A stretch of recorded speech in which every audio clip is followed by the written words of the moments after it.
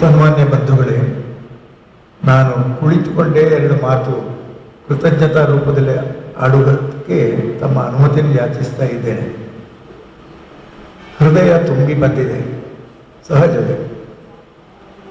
S V Parameshwara ಭಟ್ರು ಒಂದು ಸಂದರ್ಭದಲ್ಲಿ ಹೇಳಿದ ಹಾಗೆ, ನನ್ನ ಶ್ವಾಸ ಸಣ್ಣದು, ನಿಮ್ಮ ವಿಶ್ವಾಸ ದೊಡ್ಡದು ಅಂತ. ಅದು ನನಗೆ ನೆನಪಾಯಿತು. ಈ ಸಂದರ್ಭದಲ್ಲಿ ನಾನು ನನ್ನ ಮನಸ್ಸಿನಲ್ಲಿ ಅನೇಕ ಆಲೋಚನೆಗಳು ಮುತ್ತುತ್ತಾ ಇವೆಯಾದರೂ ಕೂಡ ಸಮಯದ ಮಿತಿ ಮತ್ತು ಔಚಿತ್ಯ ಪ್ರಜ್ಞೆಯನ್ನು ದೃಷ್ಟಿಯಲ್ಲಿಟ್ಟುಕೊಂಡು ಕೆಲವು ಮಾತುಗಳನ್ನು ಆಡಲಿಕ್ಕೆ ಇಷ್ಟಪಡ್ತೇನೆ. ಅಂಬಕ್ಕ ದೇವಿ ಅಥವಾ ಅಂಬಕ್ಕ ರಾಣಿ ಬಗ್ಗೆ ಸಾಕಷ್ಟು ಜನ ಬರೆದಿದ್ದಾರೆ, ವಿಚಾರ ಮಾಡಿದ್ದಾರೆ. ನಮ್ಮ ವೀರರಾಣಿ ಅಬ್ಬಕ್ಕ ಸಮಿತಿಯವರಂತೂ ನಮ್ಮ ದಿನಕರ ಉಳ್ಳಾಲ್ ಅವರ ನೇತೃತ್ವದ ಸಮಿತಿ ಉದ್ದಕ್ಕೂ ಅಬ್ಬಕ್ಕ ರಾಣಿಯ ವಿಷಯದಲ್ಲಿ ಅನೇಕ ರೀತಿಯ ವಿಧಾಯಕವಾದ ಕೆಲಸಗಳನ್ನು ಮಾಡುತ್ತಾ ಬಂದಿದೆ. ಪ್ರತಿ ವರ್ಷ ಕಾರ್ಯಕ್ರಮ ನಡೆಸ್ತಾ ಇದೆ. ಅಬ್ಬಕ್ಕ ಸಂಕಥನ ಎನ್ನುವಂತಹ ಒಂದು ಸಂಪುಟವನ್ನು ಸಂಪಾದನೆ ಮಾಡುವಂತಹ ಒಂದು ಸದವಕಾಶ ನನ್ನ ಪಾಲಿಗೆ ಬಂದಿತ್ತು. ಅದರಲ್ಲಿ ಆಗ ಲಭ್ಯ ಇದ್ದಂಥ ಅನೇಕ ಮಾಹಿತಿಗಳನ್ನು ಕೊಡುವ ಸಾಧ್ಯವಾಯಿತು. ಅಬ್ಬಕ್ಕ ರಾಣಿಯ ಬಗ್ಗೆ ಎಂತಹ ಒಂದು ಗೌರವ ಪ್ರಪಂಚದ ಬೇರೆ ಬೇರೆ ಕಡೆಯಲ್ಲಿ ಇತ್ತು ಎನ್ನುವುದಕ್ಕೆ ಒಂದು ಉದಾಹರಣೆ ನಾನು ಕೊಡ್ತೇನೆ. ಪಿತ್ರಾವೋ ಡಲವೆಲ್ಲೆ ಎನ್ನುವ ಪ್ರವಾಸಿ ಆತ ದೇಶ ವಿದೇಶಗಳಲ್ಲಿ ಸಂಚಾರ ಮಾಡುತ್ತಾ ಆತ ಇರಾನ್ ದೇಶಕ್ಕೆ ಹೋದಾಗ ಅಲ್ಲಿಯ ವಿಖ್ಯಾತ ದೊರೆ ಶಾ ಅಬ್ಬಾಸ್ ಎಂಬ ಮಹಾನುಭಾವ ಡಲವೆಲ್ಲೆಯನ್ನು ಕುರಿತಾಗಿ ಕೇಳಿದಂತೆ, ನೀನು ಭಾರತಕ್ಕೆ ಹೋಗುವ ಉದ್ದೇಶ ಉಂಟು, ಹಾಗಾದರೆ ದಯವಿಟ್ಟು ಕರಾವಳಿ ತುಳುಭಾಗಕ್ಕೆ ಹೋಗಿ ಅಲ್ಲಿ ಅಬ್ಬಕ್ಕ ಮಹಾರಾಣಿ ಇದ್ದಾರೆ, ಅವರನ್ನು ಕಂಡು ಅಗತ್ಯವಾಗಿ ಮಾತಾಡಬೇಕು ಅಂತ ಹೇಳಿದ್ದಾರೆ. ಅಂದರೆ ಏನರ್ಥ? ಅಬ್ಬಕ್ಕ ರಾಣಿಯ ಹೆಸರು ಅಲ್ಲಿವರೆಗೆ ಮುಟ್ಟಿತ್ತು ಅಂತ ಅರ್ಥ. ಇದಕ್ಕೆ ಕಾರಣ ಏನು? ಒಂದು, ಆಕೆ ಉಳ್ಳಾಲದ ಮಹಾರಾಣಿಯಾಗಿದ್ದದ್ದು. ಉಳ್ಳಾಲ ಎಂಬುದು ಒಂದು ಕಾಲದಲ್ಲಿ ಅಂತಾರಾಷ್ಟ್ರೀಯ ಒಂದು ವ್ಯಾಪಾರ ವಹಿವಾಟುಗಳಿಗೆ ಒಂದು ಕೇಂದ್ರ ಸ್ಥಾನವಾಗಿತ್ತು. ಹಾಗಾಗಿ ಡಲವೆಲ್ಲೆಯಲ್ಲಿ ಬಂದಿದ್ದ, ರಾಣಿಯನ್ನು ಕಂಡಿದ್ದ, ಮಾತಾಡಿದ್ದ, ಆತಿಥ್ಯವನ್ನು ಹೊಂದಿದ್ದ, ಆ ಬಗ್ಗೆ ವಿಸ್ತಾರವಾದ ಕಥನವನ್ನು ಆತ ಬರೆದಿದ್ದಾನೆ. ಇದು ಒಂದು ಗಟ್ಟಿಯಾದಂತಹ ಒಂದು ಮಾಹಿತಿ. ಅಂತ ಅಬ್ಬಕ್ಕ ಮಹಾರಾಣಿ ಪೋರ್ಚುಗೀಸರೊಡನೆ ಹೋರಾಡಿದಂತಹ ಮಹಾನುಭಾವೆ. ಈಗ ಕಿತ್ತೂರು ಚೆನ್ನಮ್ಮನ ಬಗ್ಗೆ ಆಗಲಿ, ಝಾನ್ಸಿ ಮಹಾರಾಣಿಯ ಬಗ್ಗೆ ಆಗಲಿ ನಮಗೆ ಸಾಹಿತ್ಯದ ಬೇಕಾದಷ್ಟು ವಲಯಗಳಲ್ಲಿ ನಮಗೆ ಮಾಹಿತಿಗಳು ಸಿಗ್ತವೆ.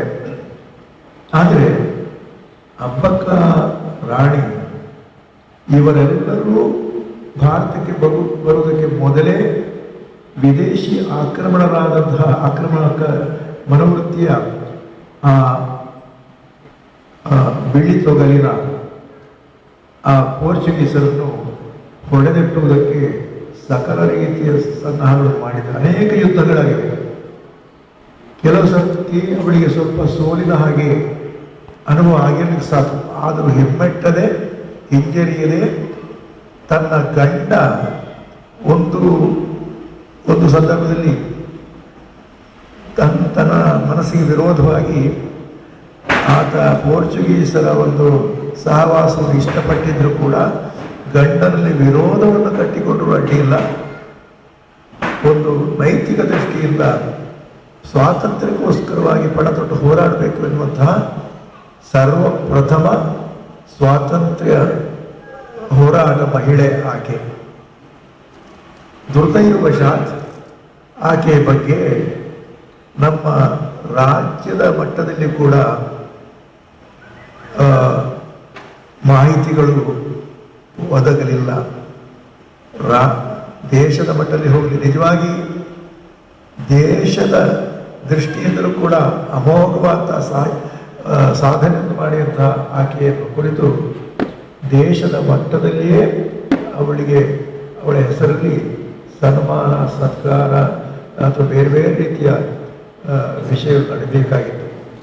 ಆದರೂ ಯುದ್ಧದಲ್ಲಿ ನಮ್ಮ ಅಬ್ಬಕ್ಕ ಉತ್ಸವ ಸಮಿತಿಯವರು ಯಥಾನುಶಕ್ತಿಯಾಗಿ ಆಕೆ ಸ್ಮರಣೆ ಚಿರಸ್ಥಾಯಿಯಾಗಿ ಇರುವ ದಿಶೆಯಲ್ಲಿ ಸಾಕಷ್ಟು ಕೆಲಸವನ್ನು ಮಾಡಿದ್ದಾರೆ.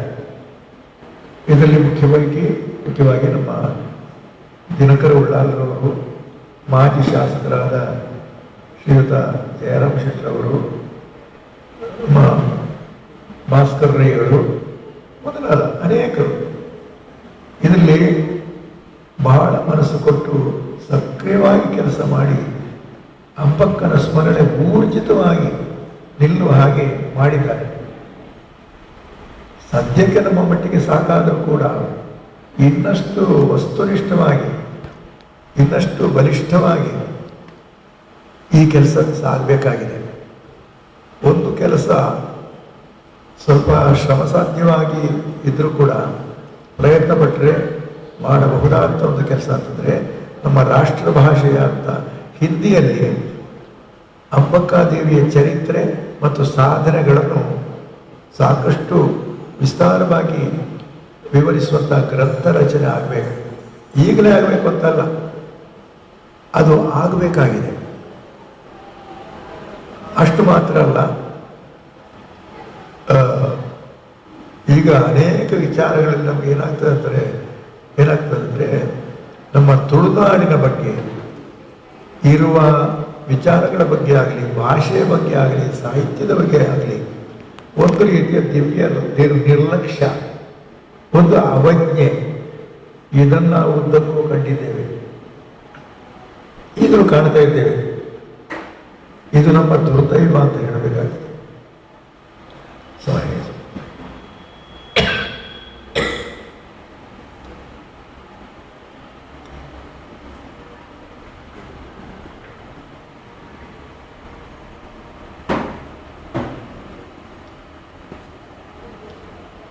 ಇವತ್ತು ನನ್ನ ಪುಣ್ಯಕ್ಕೆ ಅಥವಾ ನಮ್ಮ ಸೌಭಾಗ್ಯಕ್ಕೆ ನಮ್ಮ ವಿಚಾರಕ್ಕೆ ಸಂಬಂಧಿಸಿ ಅನೇಕ ಮಹನೀಯರು ಮುಕ್ತವಾಗಿ, ಉದಾರವಾಗಿ ಮಾತಾಡಿದ್ದಾರೆ. ಅದಕ್ಕೆ ನಾನು ಆಗಲೇ ಹೇಳಿದೆ, ನನ್ನ ಶ್ವಾಸ ಸಣ್ಣದು, ನಿಮ್ಮ ವಿಶ್ವಾಸ ದೊಡ್ಡದು ಅಂತ. ಅದು ಸಜ್ಜನಿಕೆಯ ಲಕ್ಷಣ, ಹೃದಯವಂತಿಕೆಯ ಲಕ್ಷಣ. ಹಾಗಾಗಿ ಇದನ್ನೆಲ್ಲ ಬಹಳ ಸಂತೋಷದಿಂದ ಮತ್ತು ಸ್ವಲ್ಪ ಸಂಕೋಚದಿಂದ ನಾನು ಸ್ವೀಕರಿಸಿದ್ದೇನೆ ಅಂತ ಹೇಳಬಹುದು. ನನ್ನ ಇತಿಮಿತಿಯಲ್ಲಿ ನನ್ನ ಶಕ್ತಿಗೊಳಪಟ್ಟು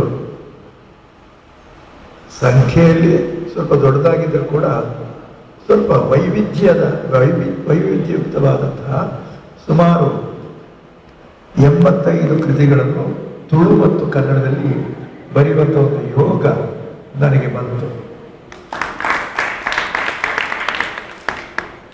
ಆದರೆ ಅನೇಕ ಕೃತಿಗಳಿಗೆ ಬೇರೆ ಬೇರೆ ರೀತಿಯ ಪುರಸ್ಕಾರ ಎಲ್ಲ ಬಂದಿದೆ. ಇದೆಲ್ಲ ಬಹಳ ಸೌಜನ್ಯವಂತರಾದಂಥ ನಮ್ಮ ವಿಶಾಲ ತುಳುನಾಡು ಮತ್ತು ವಿಶಾಲ ಕರ್ನಾಟಕದ ಹೃದಯವಂತರಿಗೆ ಇದು ಸಲ್ಲುತ್ತದೆ. ಇದರ ಬಗ್ಗೆ ನನ್ನ ಕೃತಜ್ಞತೆ ಅಥವಾ ಸೊಲ್ಮೆ ಸಲ್ಲುತ್ತದೆ. ದೀರ್ಘವಾಗಿ ನಾನು ಮಾತಾಡಲಿಕ್ಕೆ ಇಚ್ಛಿಸುವುದಿಲ್ಲ. ನಮ್ಮ ವೀರರಾಣಿ ಅಬ್ಬಕ್ಕ ಸಮಿತಿಯವರು ಸಾಕಷ್ಟು ದೂರ ಕ್ರಮಿಸಿದ್ದಾರೆ, ತಮ್ಮ ಹೆಜ್ಜೆ ಗುರುತುಗಳನ್ನು ಮೂಡಿಸಿದ್ದಾರೆ. ಇನ್ನೂ ಸಾಕಷ್ಟು ಅವರು ದುಡಿಬೇಕಾದ ವಿಷಯಗಳಿವೆ, ಕ್ಷೇತ್ರಗಳಿವೆ. ಅದಕ್ಕೆ ಸಮಿತಿಯವರು ಮಾತ್ರ ಅಲ್ಲ, ನಮ್ಮ ವಿಶಾಲ ಸಮಾಜದ ಅನೇಕ ಮಹನೀಯರುಗಳ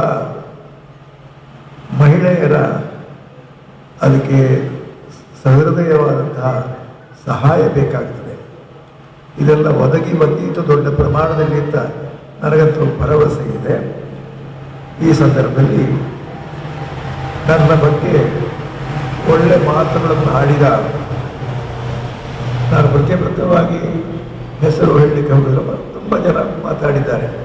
ಈಗ ಸ್ಮರಣ ಶಕ್ತಿಯು ಸ್ವಲ್ಪ ದುರ್ಬಲವಾಗ್ತಾ ಇರೋದಕ್ಕೆ ಎಲ್ಲರನ್ನು ಹೆಸರಿಸಲಿಕ್ಕೂ ಸ್ವಲ್ಪ ಕಷ್ಟ ಆಗಿದೆ. ಇರಲಿ, ದೊಡ್ಡದಲ್ಲ.